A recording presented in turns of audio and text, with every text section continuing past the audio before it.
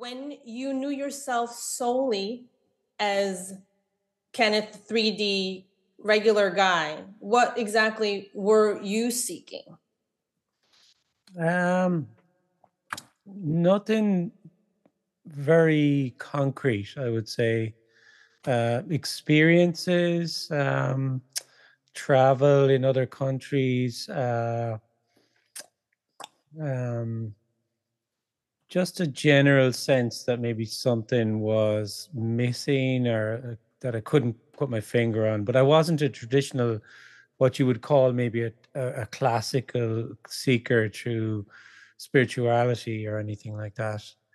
Um, but yeah, so I can't really say pinpoint one particular thing that I was particularly driven at, that I could say that was, just generally had a sense that there was something that I couldn't put my finger on, Yeah. and wondered about that, and then had a sense of feeling in the body, looking out on the world, you know, and and just always a sense of like this idea that I had a life. I always found that interesting, that I have a life. And how is that the case then, that I have a life, so I suppose in that way I would have always contemplated these kinds of things in one way or another, but Did wouldn't have you? thought of myself, like I wouldn't have thought of myself as a seeker, or yeah. Mm. So did I mean, would you have considered yourself like a regular, like you go to work, you like, I don't know, your hobbies all, I know you play guitar because I've heard your music, but like were you like into just the regular guy stuff, sports and Oh yeah, yeah, I mean, yeah. So it yeah. wasn't like you were, as you said, you weren't a seeker for something else, but you knew something else was there. You just, because there, I feel like there are those who are, I must find the answer, very Star Wars type Yeah. searching. And then I find that there's some that like just average regular people who have it within themselves. I mean, that's Yeah, I don't actually differentiate at all, really. It doesn't mean anything to me. Um I think that when people use the term seeker, they're often referring to someone in the spiritual kind of end of things, that is very much seeking answers through spirituality mm, and through maybe spiritual practices. Um that's what I would think of as when someone says that. But that doesn't mean anything to me. Like, I don't differentiate between someone who's spiritually seeking mm, and someone who it wouldn't describe themselves as seeking at all. Because the way I see it is that if there's a sense of being separate, then there's a question. So mm, there's nobody that isn't seeking when they feel separate, gotcha. essentially. So once there is that sense, a really lived sense of there's a world out there and there's a me that's relating to it. So I'm looking out at it, then there's a question. Yeah. The question is like, where's everything now? Because there's everything and there's me. Right. So the vast majority of people wouldn't really even um, know they're seeking or feel they're seeking or describe themselves as seeking. And obviously within that, then you get various degrees of seeking energy. So you get a very intense seeking energy. Mm, Some people are, are famous for that. Like, I don't know, like characters like Leonard Cohen or different people who would have had this incredible seeking energy and would have spoken about it, or maybe written songs about it or poems or whatever. yeah. And then you have people who don't really have that intensity to them at all, not at all. Like, they could feel that a certain level of contentment, maybe, and Mm. you know, a sense that just not a huge intensity around it at all, and that's just the way it is. That's the way it is. But there could still be a sense of feeling like a separate individual, though. So, you So, know. So your peers, like when this was all happening for you, your peers, your colleagues, um, did they get what was going on with you, or did you find other people who were similar in that aspect? No, really, like it's very common when people, when their sense of being separate just isn't there, and then you hear communications about it. People will often say that they just don't have anybody to talk to about it. Really, that they try to talk to family or friends, and the conversation just doesn't go anywhere at all. Very obviously, like it just doesn't develop. So then you have the internet, and you can connect with people over the internet. Or there's been certain speakers who have always made made it quite easy to contact them, and you can just ring them up and speak to them. So that's the way I've always done, just spoken to different people. It didn't really bother me that I couldn't really, I didn't have the need to talk to Okay. Well, anyone that's good. close about it or whatever. But the amazing thing was the conversation just would come up sometimes, and it would just Really? be there. And oh yeah, like it's incredible that the communication or the sharing of this has nothing to do with anybody at all. Hmm.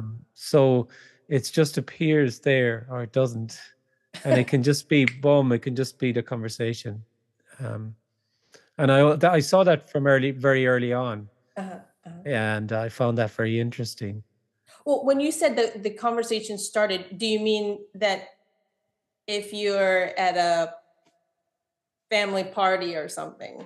I mean, Anything, like it could be just a person in work mm, that I have contact with, or it could be a person socially that I maybe know to a certain degree, or whatever. Just people, characters, and just suddenly there's just an incredible sharing that has nothing to do with me or them, and it's just it always had an energy about it for me. It was always totally energetic, and I would always have described it as it's yes, it's just a conversation, but also there was a sense of boundlessness to it. And when there was an openness to it, it would just be there, boom. And then it could just then it's not or whatever. But it always amazed me how I could never predict that. Actually, I could never, because there were people who I imagined I could talk to about not feeling separate or whatever it appeared to happen. right, And then when we finally spoke, nothing happened. No conversation happened even there. right, So there was no so for me from the very beginning, it was just completely mysterious. There was no, it was outside of knowing. It was just completely energetic. And okay. that's the way it's always been then. Wow, that's so cool. That's really cool.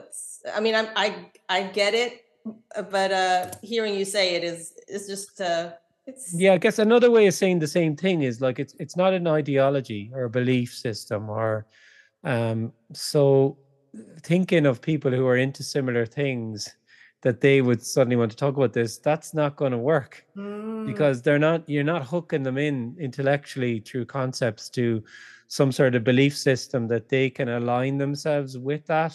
And right, then we feel that we're in the same club. Then we go, oh, we get it. We're Buddhists now. We get it. right, We and a sense of tribalism around that then, and safety, and then there's them and there's us and all of that. right. I can see how that, I've always seen how that plays out, and it's very common. And it's fine, it's not right or wrong, but it's, if you go into a party and you meet 50 people, you might gravitate to the people who thinks in a similar way to you or whatever, and Right. you feel most comfortable there.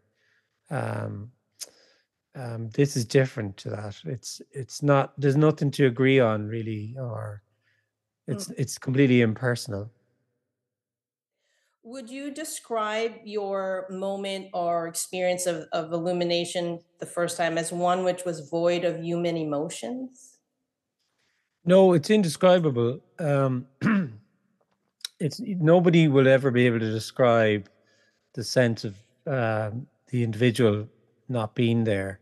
Mm. No, you can't really. You can say, you can talk about it all day long, but it's not describable. It's also remarkably simple and ordinary. That's that's the first thing I always point out about it, because Right. it can be just so stunningly simple.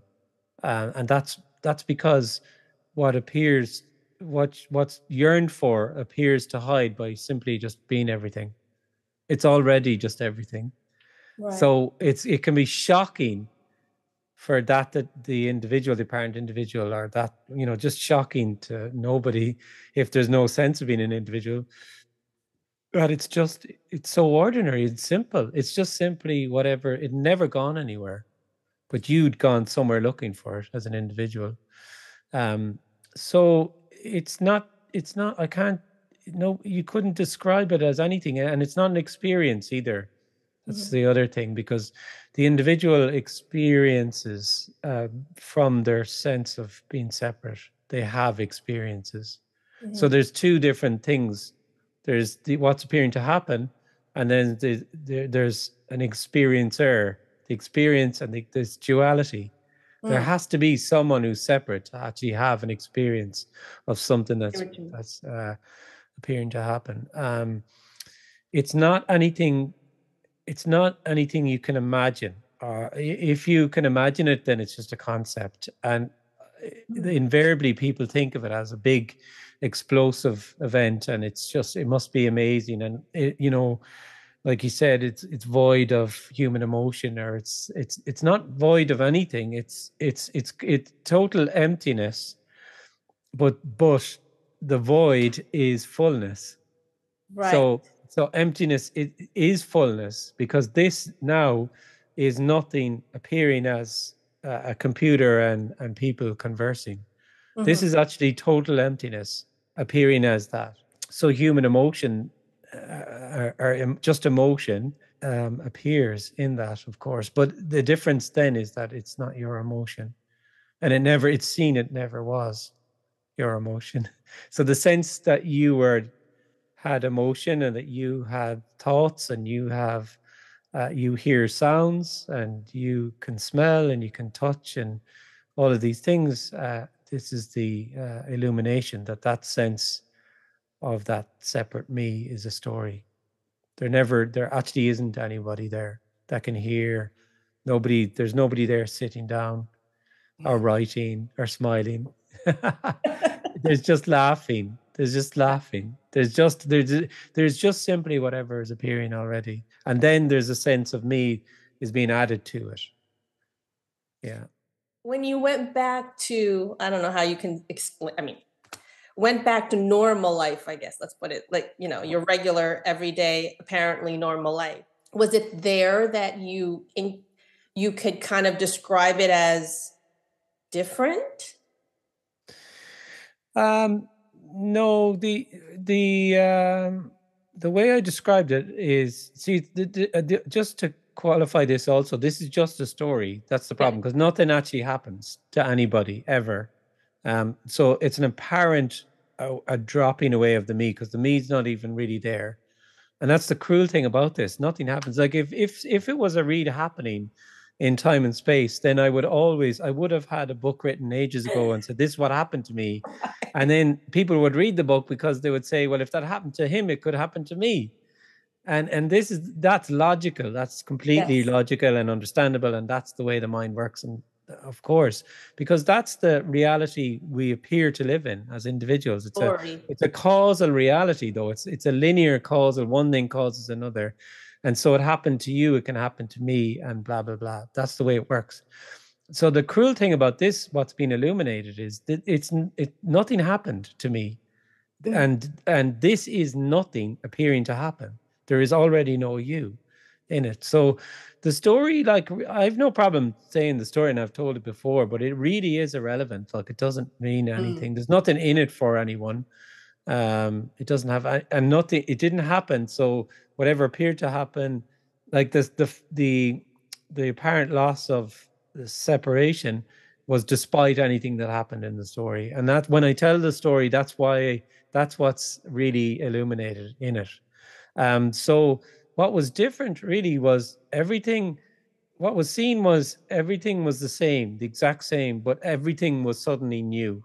It was just new, but it was exactly the same. as it was before. So it was like the first time of everything, the first time seeing everything. And that's the only way I can try and describe it. But then that kind of faded then, because that sense of a separate me appeared to kind of come back again.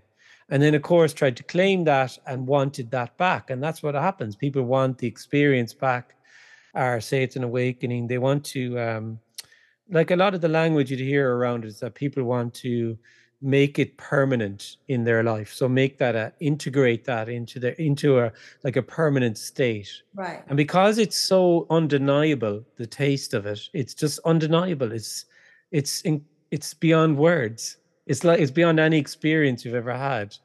Then there can be an intense search to find it again and have it in your life.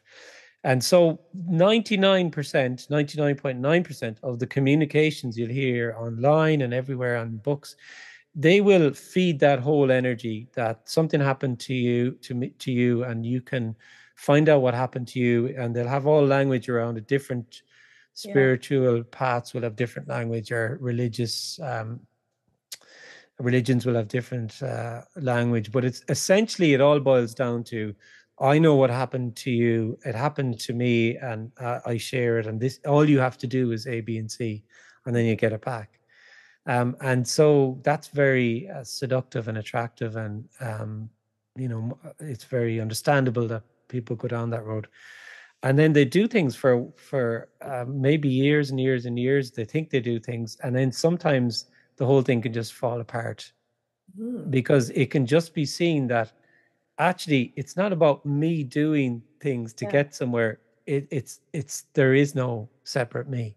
So if there is no separate me, then there is no you, then there's no authority, there's nowhere to get to, and there's no separate me who can do or not do anything. And the whole thing can just unravel, very quickly, actually.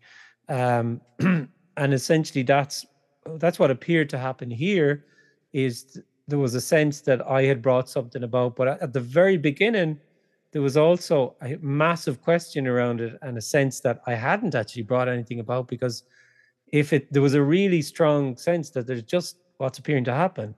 So how can I approach what's appearing to happen? This was my big question that I could never really get a very satisfactory answer from anyone, or from anything I encountered from reading or talking to anyone. And because it was a very strong sense that if it was meditation, for instance, and in my case there was meditation, like who's doing the meditation, and how is the meditation going to bring about what's appearing to happen, more than walking down the street? Or so I wasn't very convinced about it really in that way. But part of me that felt there was also engaging in it in a very vigorous way to try and recreate what happened, So that's why I had that. There was that period of about a year, and I totally understand what people mean by following these spiritual practices and hoping something will happen and all of that. And then that just all fell apart, really. And it was seen that nothing happened to me at all. So it was a loss. It was just very clear that it was actually a loss. It wasn't a gain. I hadn't gained anything. And the loss was about that sense of being separate, that just hadn't been there. So instead of me, I was standing. We were outside a house, and there was hills across the way, and I was looking at them, and suddenly they were new, and everything was new. And then it was when it was seen. Then it was seen that nothing happened to me. It was that sense of me wasn't there. So the hills weren't an object to my subject anymore. The subject is me, and that there was nothing I could do about trying to get that back, because there was no me who could do or not do. Wow. What a And then that was it, really. Wow. So there's no instruction manual. No, this is always like a clear communication is a description. It's just a sharing. It's a description without an agenda, and there's no. it's all energetic. It's completely energetic. So when I shared, I saw this from the very beginning, that there was just a sharing that absolutely nothing to do with me. People think that I'm exaggerating when I say that, but it has nothing to do with this character, Kenneth. But there was just this sharing, and it's totally energetic. And energetically, when it's shared, there can be an openness to it and a resonance with what's been said. And then it can just be sensed that there's only what's appearing to happen. Now, anything can play out from that resonance. Then that could just die down, and there could be more of a sense of being separate, and that could be the end of it. Or it could be there, and it can play out any kind of way. But the communication doesn't have an agenda for it to play out anyway, because of course I can't see any individuals anyway. There are no individuals at all. There's just the appearance of them. Well, you said that, so you say there are some who are very, they want to be the experience, or well, I don't know how you could say illuminated. Let's use that. Illuminated Yeah. It to doesn't the matter to really. that. I Yeah. don't worry about terms or language too much. Yeah. But then Yeah. they get like, let's say they are on this path, this journey to the objective, right? To meet the objective. And then it doesn't, I guess, they're sort of heartbroken to to not to not reaching what they think is this illumination. Of course they So are. Yeah. It's totally heartbreaking. exactly. So Some why people, do you think that is? Why do you think they are well, heartbroken? it can be like there can be huge sadness. There can be anything with this. I have no idea how it's going to resonate. Um, Sometimes there's huge sadness Mhm. because it's seen that all of that endeavor was for nothing. Mhm. And also the sadness is about um is about death, really, because it's at the end of me.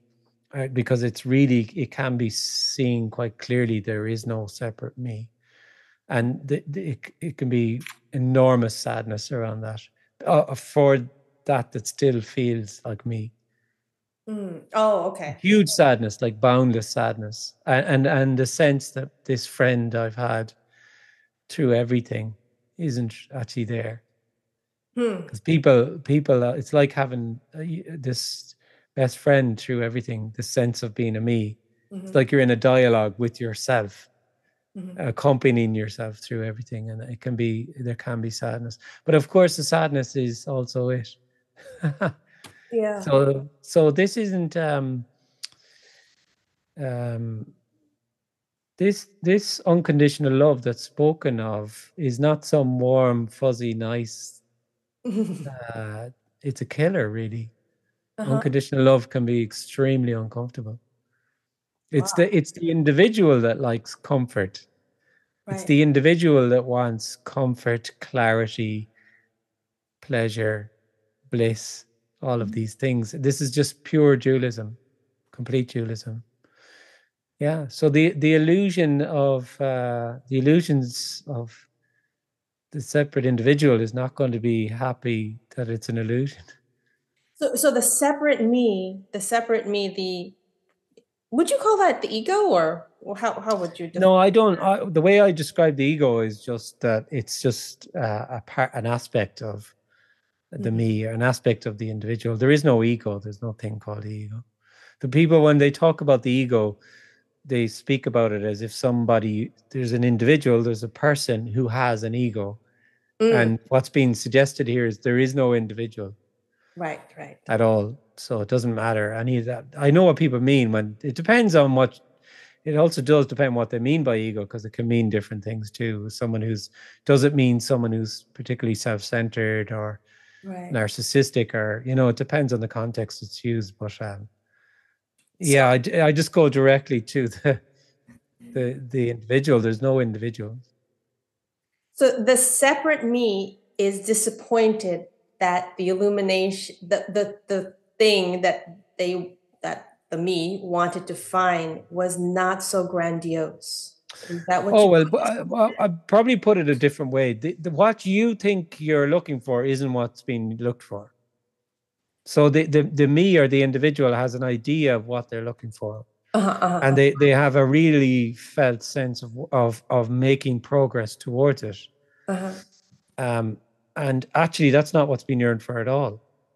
Yeah. That's another way of putting it.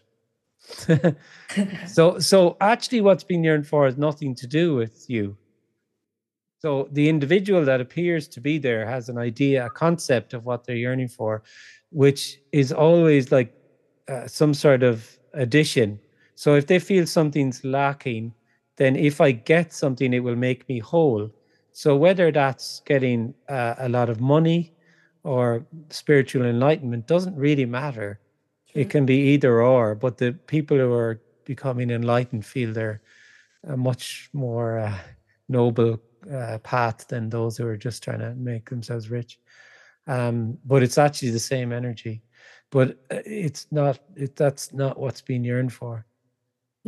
That's actually what the individual thinks they're yearning for is actually simply just something that's feeding the sense of being an individual, because it's been held out as a goal that's in front of them, and they can keep this sense that they can somehow get to it and maintain this kind of loop of me. So it's always around the next corner then. Right. Yeah. You can't imagine what's being yearned for at all. Like any idea you would have of it would be just an idea. And that's the big shock when this is appearing to happen to people, is it's such a big surprise. It's like I always thought that it was about me being kinder and more peaceful and more this and that and less something else. So I always say it's more this and less of that. Just be really simple about it. That's really kind of how the individual is feeling. I'm too much this and I'm not enough this. And so in this narrative they have about themselves, it's just going around and around, and they feel like they're, chasing something. Right. But that thing that they feel they're chasing is just maintaining that sense of going around and around. That's all. That's true. So it doesn't matter what you think it is. Actually, what's being yearned for is appearing to hide by just already being everything. So it's completely, totally, and utterly beyond the mind. It's nothing that you could imagine.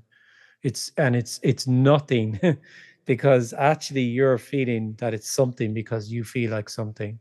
So everything's an object. You're just really living in the real as an individual. You're living in something, and nothing can't be seen. Is it possible to be illuminated and not even realize it? Well, all there is unconditional love. Like all there is already is wholeness, and that wholeness appears as a sense of separateness. So everyone is actually already whole and complete already.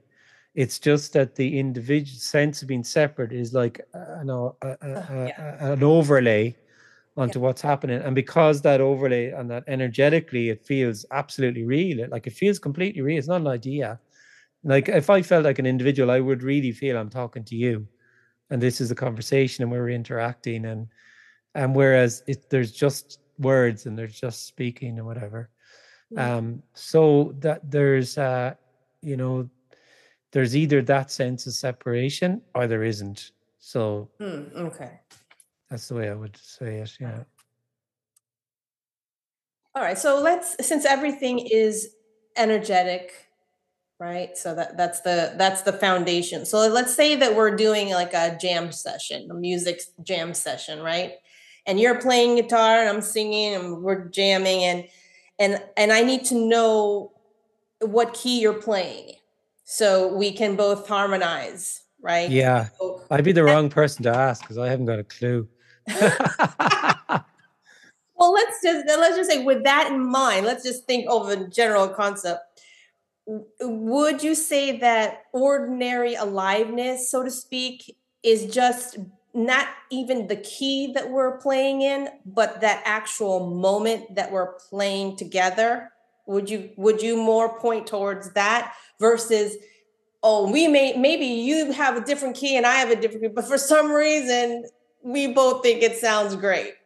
So would you point towards that moment as being the aliveness versus, See, all there is aliveness. So taking one aspect of it and saying that's aliveness as opposed to this other, all there is aliveness, energy. okay.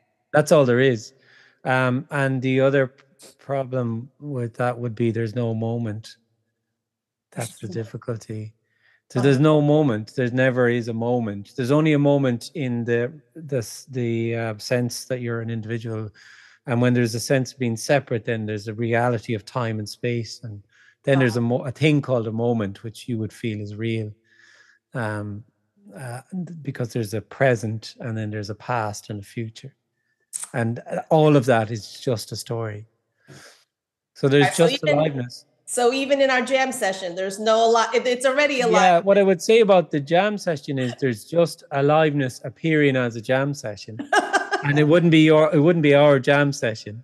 You know, you'd be singing, I'd be playing guitar, and you'd be going, "What key is that?" And I'd be going, "I don't know," and you'd be saying, "How can you play guitar and not know what key you're in?" And I'd say, "Oh, isn't that funny?" And we'd have a laugh, and we'd kind of get there eventually, maybe, but there's nowhere to get to. There's no, like, it's much more simple, Maria, than you would imagine. Like, it's shockingly simple, actually. Like, there would just be aliveness as a guitarist and a singer, and then the individual adds themselves to it. So or they don't add them, but there's an addition of me to it. So there's a sense then that I'm singing, or I'm playing guitar and you're singing, and then it's all real and it's all really happening, as opposed to it's when there's no longer a sense of being an individual. It's the same. It's the exact same, and it's completely different. And the way it's the exact same is that there never was an individual anyway. They'd just be playing guitar and they'd be singing, but that lived sense that I'm doing it will no longer be there. And then if that's not there, then I wouldn't see a you that's singing either. There would obviously just be singing and whatever words are coming out. But then you may, from what you say to me or the way you talk, it may be obvious that you feel that you're singing. Do you see the difference? So, like, if you don't feel like an individual, you will not see there are no individuals. You won't see them. But when they speak to you, it may be obvious that they feel like they are an individual.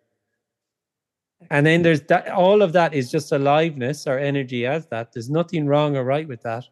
And there would be no agenda to try and stop that, because that's just what's happening. But there could be a suggestion that, you do know there's just singing. Or, the other one we had over the last week, I was had some meetings in Galway, and we went to Stockholm, and I went to Stockholm then that weekend, but a few times over the week, there was the analogy of the dancer. There was a few dancers, and they were just talking about that, like the sense of dancing, and you're just dancing. And then when I start to think I'm dancing, then it gets awkward. It gets energetically, it changes. And we're talking about the Yeats poem. I think it's amongst school children, where he finishes off with that line, "O body swayed to music, O brightening glance, how can you know the dancer from the dance?" And that's in essence what's been spoken of.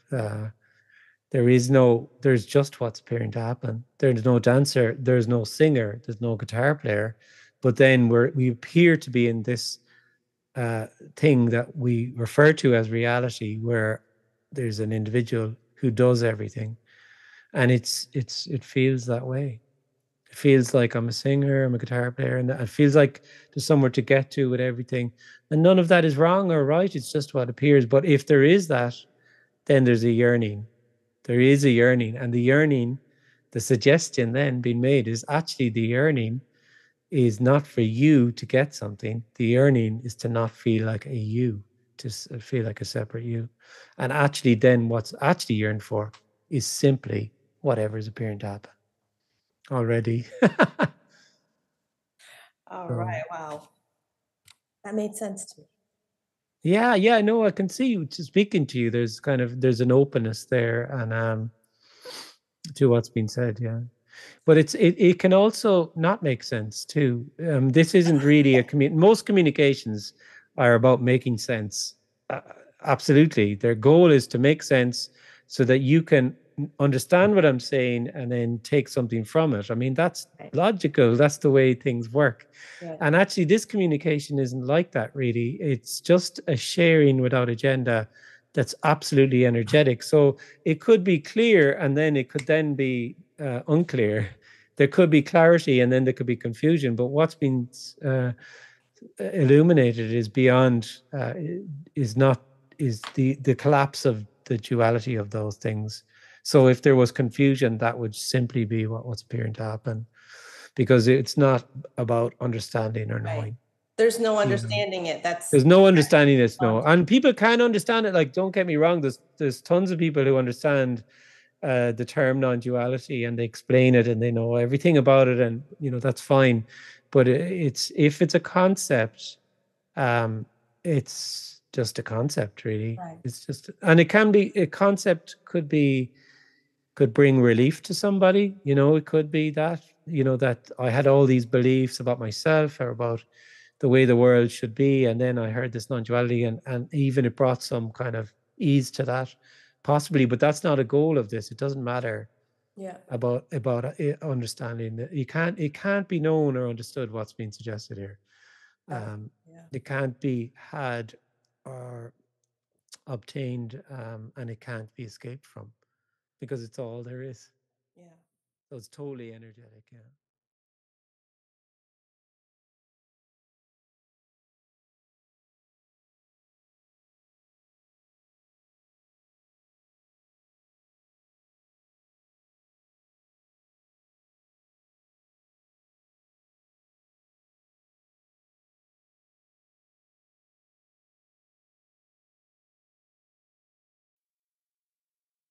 Are we free because our mind is empty of thoughts? Or are we free because our mind is not enslaved by our thoughts? For me, that's an idea that the individual would have about freedom. There are thoughts arise. The difficulty is not the frequency or the quality of them, it's the apparent difficulty, I mean, is that they're actually your thoughts.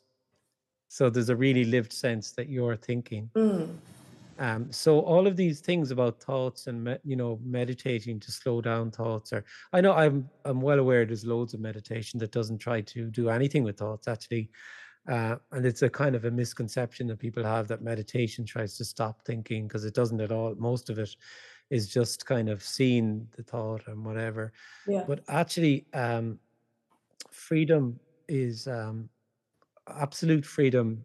This is absolute freedom. It is boundless energy, and absolute freedom also appears as being bound Because I think a lot of people are and limited. If it's unlimited, it will appear to be limited too. right, right. Mm. I think a lot of people are just have this confusion with thoughts. Like, some you hear people saying, we create our reality, Oh yeah, yeah. you know, That's though, there's so many schools of thought, right? Oh yeah, when I was saying earlier, like, I mean, that's exactly what I mean when I say 99.99% of communications will speak to the individual Mm, about what, that, and they will say things like that you're creating your reality. Like, I mean, it's just endless communications about what it might be that you're looking for.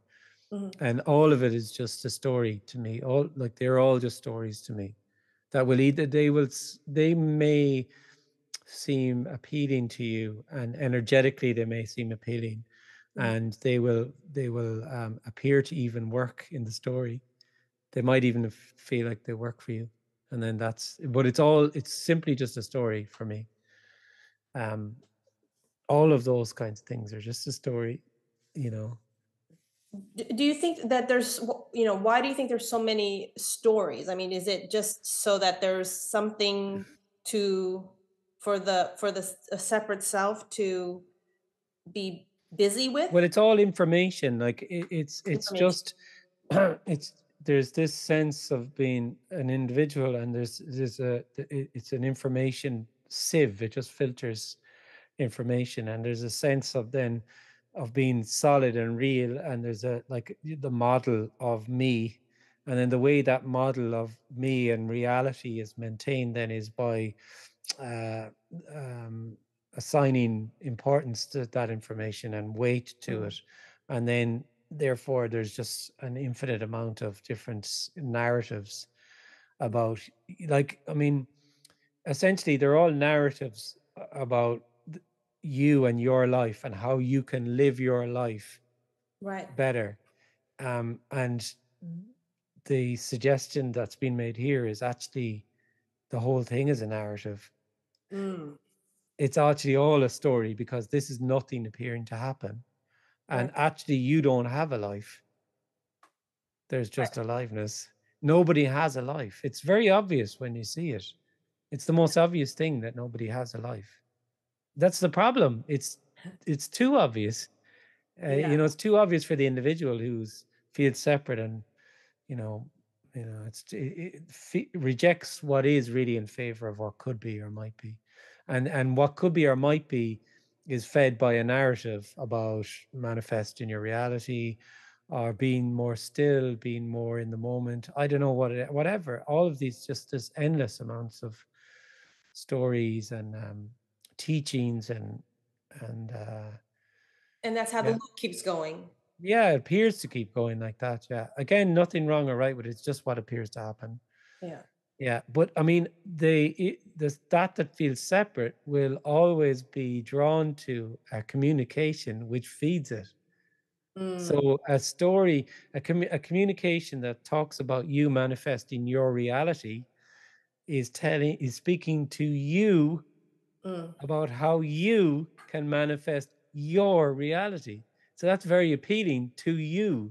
right. You know what I mean? So Yeah. they're all the same. They're like for me, it's all the same stuff. It doesn't matter.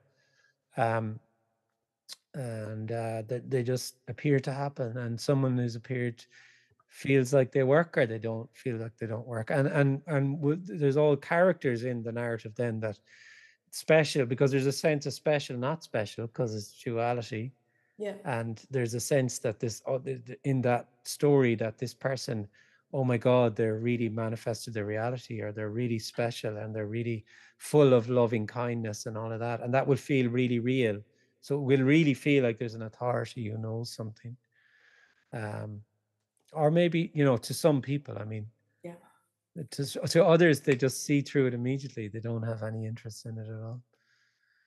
Mm, And whilst that is attractive and appeals, then that's what's appearing to happen. mm, It's all unconditional love, actually.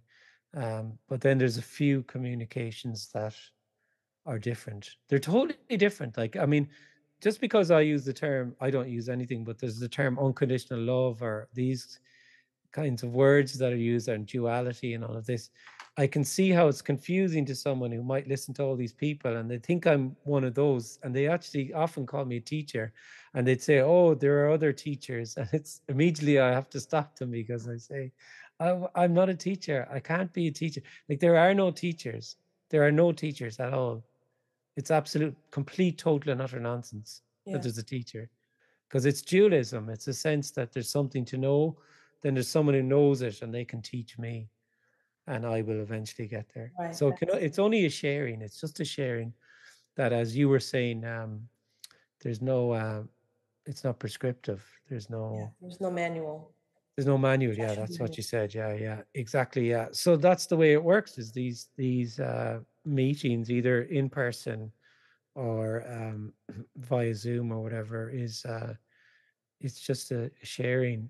The meeting appears to start, and there's something said, and that's it.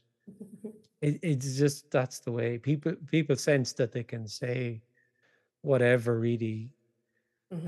um, that they're with regard. Obviously, they can't say, if it's inappropriate, you're gone, kind of thing, but or whatever. But like, if there's no rules to it, but if there's a genuine interest in what's been said, and people, you can't go wrong or right.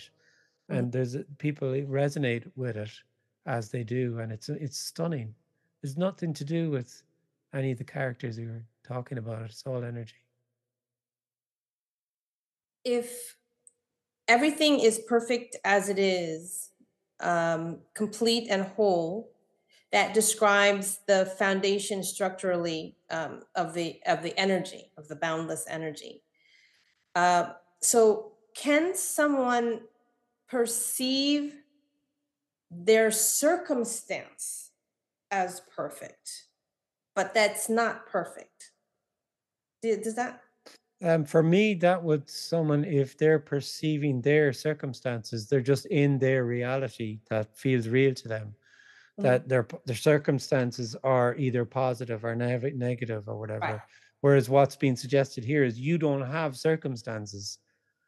Okay. There's no you who has circumstances. There's just the appearance of you and whatever appears to be happening, family, a job, whatever. Mhm, mhm. None of it actually means anything. So what about if somebody, let's just say, okay, so like say somebody is, let's say, let's just say someone's going to school and they had to pass an exam, right? Yeah, And they studied really hard and they bombed the exam. Let's just do yeah, that. Let's lighten, easy peasy yeah, situation. yeah. So in that circumstance, in their mind, they probably think that that's not what I wanted to happen. So someone Mm. might say, how is that a perfect circumstance? Well, just about the perfect thing. I didn't say perfect either. Okay. You were saying that. Yeah. I don't really describe things as perfect. For me, things being perfect has obviously got a very positive Yeah. connotation, whereas the illumination here is the collapse of negative or positive. Actually, Mm. negative and positive are appear in the story. So I don't really describe anything as perfect. I say that it's whole, complete, whole, boundless. Sometimes I say one. Okay. Um, Yeah, that one. so in that scenario, then Right. like all there is just what's going to happen, and it could be that the person that feels like an individual, that feels like they studied for the exam, Mhm, and then feels like they failed the exam, and mhm, then feels bad. It mhm, could be that mhm, that sense of being an individual just falls away, and it's seen that there was nobody studied for the exam, nobody failed the exam, and nobody is feeling bad. There's just feeling bad. And mhm. then it would be seen that everything is actually unconditional love. All there is aliveness. And that aliveness appears as positive and negative Okay. and good and bad and so on. And it appears as somebody who has a life. Like I'm well aware that people feel absolutely um, real. Like they feel like they were born. They feel like they have a life. They feel they have control of everything. They're continually told that from when they're Yeah. very small. It's my life. It's your life, and they feel that they make decisions that move it in one way or another, and they feel like they're at the helm of their life. And the suggestion being made is that that's a total story. There's no you that has a life. It's just an overlay onto what appears to happen. Mm, And then and when there is that sense of you having a life, it's totally energetic. mhm. It feels like there's an outer and I'm in here and everything. And it feels like I could lose my life, and other people have lost their life, so they will die. So Yeah. there's a sense of starting and then ending with my life, and then it's um it's all a story. Nobody's ever had a life, Right. ever. And nobody's ever died, actually, only in the story. In what appears as the real, of course they have. You know, I don't know, oh God, where would you even begin to calculate how many people have died now at this stage in the story? Right. How many billions or whatever? Right. Right. I have no idea. I'm not very good at maths, but nobody's actually ever died because there never was an individual. Yeah. And that's what you see that on death. You see, it can be quite obvious. Yeah. It's just an energetic shift, if you want to put it like that. So there's this nobody actually dies because what you are isn't this thing here, bone and skin and blood and organs, and it's just what appears to happen. All there is energy Well, that that's appears to start and appears to end. right. Well, that's, I mean, what you just said there is absolutely beautiful. I mean, from my perspective, I understand, I understand that. But let's say you have a young child that something, one of their family members dies, right? Yeah, yeah. Life can be absolutely cruel, Yeah. boundlessly painful, and that's people lose their children die. Um, Unimaginably painful things can appear to happen. Yeah. Yeah. You see, that's why I was said at the beginning, like a lot of the communications, they're all really appeal to the individual who imagines some sort of goal, which is um, comfort and bliss and happiness where nothing bad happens. And this is just pure dualism, Yeah. duality, because the duality really is the individual, is the duality of pulling in pleasure and pushing away pain. Right. Right. So there would be an idea that, oh, these immensely cruel things that happen, like the example you gave, losing a child. I mean, that's, as any parent Yeah. can't even really entertain that thought, because even thinking about that Yeah. is so upsetting that Right. it can't even go there. So I mean, the reality of it appearing to happen is just, but this is what's being suggested. You don't have anything. Aliveness appeared as your child, Hmm. and then that body died. But what was the energy? It was simply energy that appeared as your child, and energy can't be created or destroyed. Right. It's just so they didn't even go anywhere really, but they did in the real in the what appears as the real. So there would be Story. boundless sadness and grief and all of that, you know. So if if everything is like if the ordinary is aliveness, and I get that completely, I get that ordinary is aliveness, everything is already complete, right? So is there such a thing as bliss? Is there such a thing as extraordinary then? What is extraordinary? Well, no, ordinary and extraordinary are just duality from the sense of being an individual. The exact same as special, not special. So that's all from it. It all is an aspect of feeling like a separate individual. So the individual has it's like the peaks and the troughs, the mountains and the valleys that Jesus would have referred to. I will pull down the mountains and pull up the valleys. Like, I mean, it's experientially when you feel separate, it's kind of going one peak experience then to another, and Mm, then and in the narrative of your life they're special, and in the collective, what appears as the collective narrative, they're special. For instance, like, oh, there was the king um was ordained, or I don't know what, I don't even have the language around that stuff, but someone special, something really special mm, happened, and people would go to these events. Oh yeah, in Sweden, in Stockholm, it was quite funny because the king had celebrated 50 years on the throne or something like that, and the meeting was actually looking out on the river, so people could see the king going past.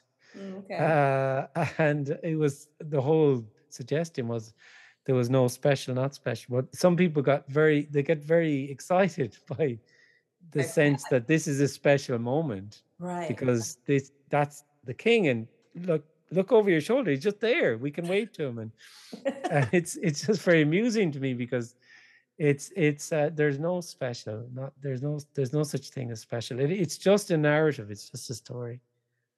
So it's the collapse of that, really, when there's no sense of being a you. There's no sense of things being special or not special. There's just what's appearing to happen. But what's appearing to happen is boundless unconditional love. So that's a trade. That's a fair trade-off, maybe. And it's always new as well as the other thing. It's the other aspect of it. This is always new because it's nothing appearing as everything. So everything is completely new. Whereas that newness is the individual. wants the newness and is afraid of the newness. The newness is too much because it's not knowable. It's too, you know, yeah. Now I remember what I wanted to say. I remember. Do you think then that seeking is almost like, why bother? Because Oh yeah, I mean, why bother? Like, there's plenty of people that would love to stop seeking and see that seeking. They're very clear that there's nothing to get, there's nowhere to get to, and they're also very clear that there's nobody to get there either. So that's fine, but that doesn't make any difference. Seeking is has nothing to do. Like, I mean, there's no one to stop it or affect it in any way. There's either yearning or there isn't. And there's never a sense here that I can help anybody with that or influence that in any way. Or there's either a sense of yearning or there isn't. And there will be a yearning until all the while there's a sense of there being a you, there'll be a yearning from that sense of separation. Because there's a sense that, like, why have I lost everything? Why is there me? And there's all of this dissatisfying reality for the individual. But the difficulty is, as an individual, you think you can find an answer to your question, and there's no answer to the question. You'll never know what it is you're looking for, but it can be seen that there's no question because there's actually nobody who's separate.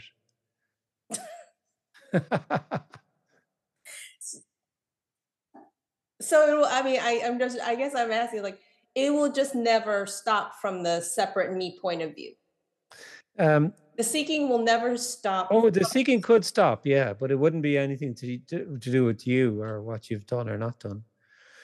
There's plenty of people who it's just seen, it's just very obvious that there's just what's appearing to happen. So then there's nothing to seek then anymore because there's nobody to seek it. But the individual imagines as that as a gain, as getting something, and actually what it involves is a loss. And the individual doesn't want the loss of itself. Mm. You don't, like, that's the incredible thing. The people don't want, they don't want what they're looking for actually. What's really being yearned for, I mean, because what's really been yearned for is your absence. So the sense of being a you will just continually happily just go around in a loop, thinking it's something else. So that's the massive paradox. What you yearn for is your absence, and what you're afraid of is your absence. What you're afraid most of is your absence. Wow. All right. Well, on that note, you could just sit and ponder with that one. Sit outside, Yeah. just ponder that, and Yeah. see what comes. Yeah, it's gorgeous. And just to, I suppose, just finish off by that, it is completely simple and ordinary what people are looking for.